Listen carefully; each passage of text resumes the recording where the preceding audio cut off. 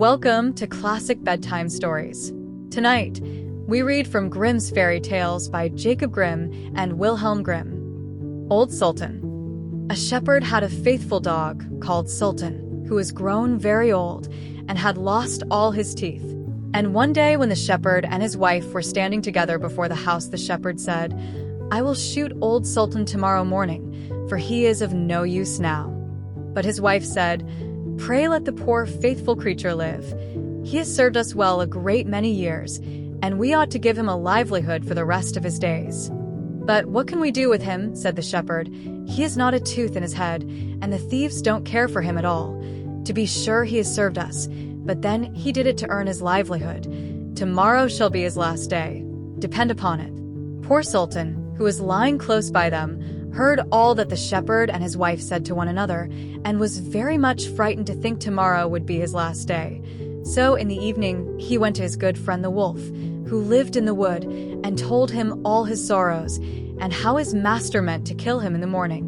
"Make yourself easy," said the wolf. "I will give you some good advice. Your master, you know, goes out every morning very early with his wife into the field, and they take their little child with them and lay it down behind the hedge in the shade while they are at work. Now do you lie down close by the child and pretend to be watching it, and I will come out of the wood and run away with it. You must run after me as fast as you can, and I will let it drop. Then you may carry it back, and they will think you have saved their child, and will be so thankful to you that they will take care of you as long as you live." The dog liked this plan very well, and accordingly so it was managed. The wolf ran with the child a little way. The shepherd and his wife screamed out, but Sultan soon overtook him and carried the poor little thing back to his master and mistress. Then the shepherd patted him on the head and said, "Old Sultan has saved our child from the wolf, and therefore he shall live and be well taken care of, and have plenty to eat. Wife, go home and give him a good dinner, and let him have my old cushion to sleep on as long as he lives." So from this time forward Sultan had all that he could wish for. Soon afterwards the wolf came and wished him joy and said, "Now, my good fellow, you must tell no tales, but turn your head the other way when I want to taste one of the old shepherd's fine fat sheep." "No," said the Sultan, "I will be true to my master." However, the wolf thought he was in joke, and came one night to get a dainty morsel. But Sultan had told his master what the wolf meant to do, so he laid wait for him behind the barn door, and when the wolf was busy looking out for a good fat sheep, he had a stout cudgel laid about his back that combed his locks for him finely. Then the wolf was very angry and called Sultan an old rogue, and swore he would have his revenge. So the next morning the wolf sent the boar to challenge Sultan to come into the wood to fight the matter. Now Sultan had nobody he could ask to be his second but the shepherd's old three-legged cat, so he took her with him, and as the poor thing limped along with some trouble, she stuck up her tail straight in the air.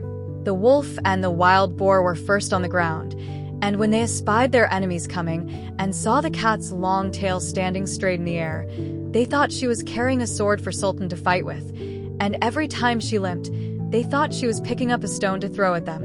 So they said they should not like this way of fighting, and the boar lay down behind a bush, and the wolf jumped up into a tree. Sultan and the cat soon came up and looked about and wondered that no one was there. The boar, however, had not quite hidden himself, for his ears stuck out of the bush, and when he shook one of them a little, the cat, seeing something move and thinking it was a mouse, sprang upon it and bit and scratched it, so that the boar jumped up and grunted and ran away, roaring out, "Look up in the tree, there sits the one who is to blame."